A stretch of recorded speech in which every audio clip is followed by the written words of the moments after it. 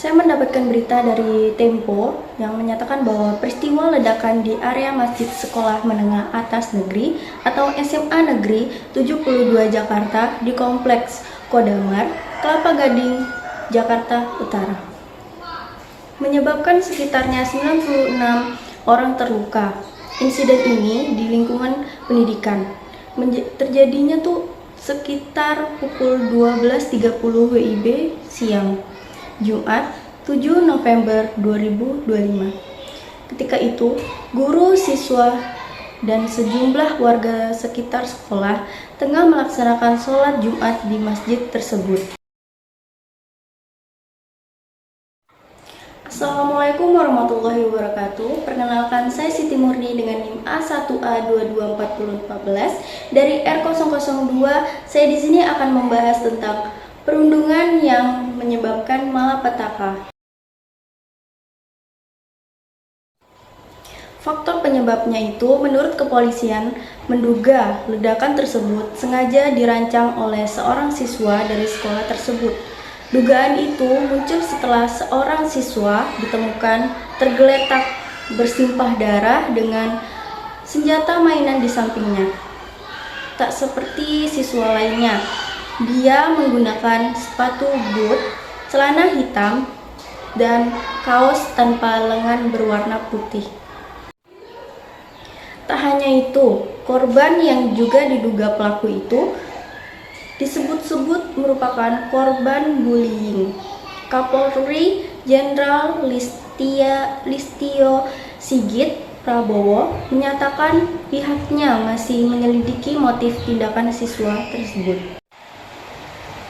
Berdasarkan berita dari website Signis Polri yang menceritakan bahwa FN atau pelaku dan bisa juga kita sebut sebagai korban bully, di rumah atau di sekolah, FN tak punya tempat untuk berkeluh kesah.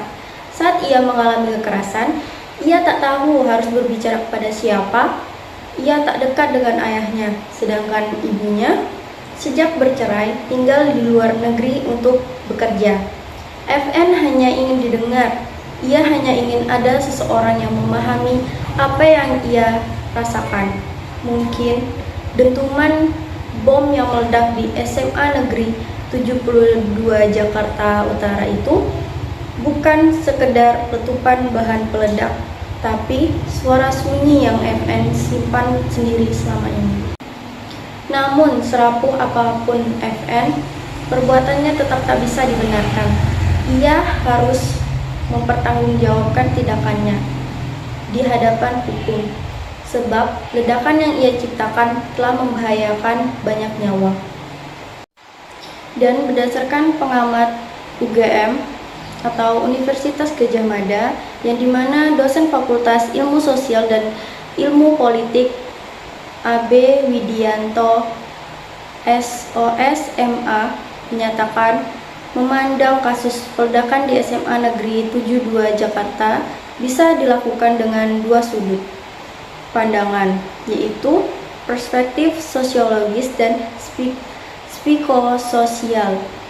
Dalam pandangannya, tekanan psikologis yang dialami seorang anak tidak muncul dari ruang hampa, melainkan akumulasi dari persoalan sosial yang menumpuk dan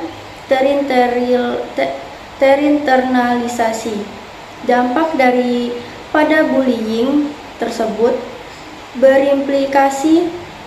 berimplikasi pada perasaan individu dan perasaan personal sangat mendalam.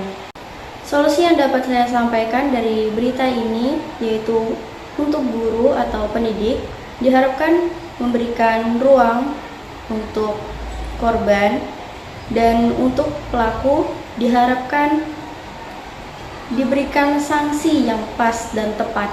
Saya harap orang tua bisa menjadi tempat untuk anaknya bercerita. Dan ketika ada yang berbeda dari anaknya, orang tua harus menanyakan apa yang dia alami di sekolah. Wakil Ketua Ketua Komisi 9 DPR, Mai Esti Wijayanti, meminta kepada pemerintah Republik Indonesia untuk mencontoh Korea Selatan yang membuat kebijakan untuk memajang riwayat pelaku bullying atau perundungan saat hendak mendaftar kuliah mulai tahun 2026. Sekian dari saya, kalau ada salah kata saya mohon maaf. Sekian dan terima kasih. Wassalamualaikum warahmatullahi wabarakatuh.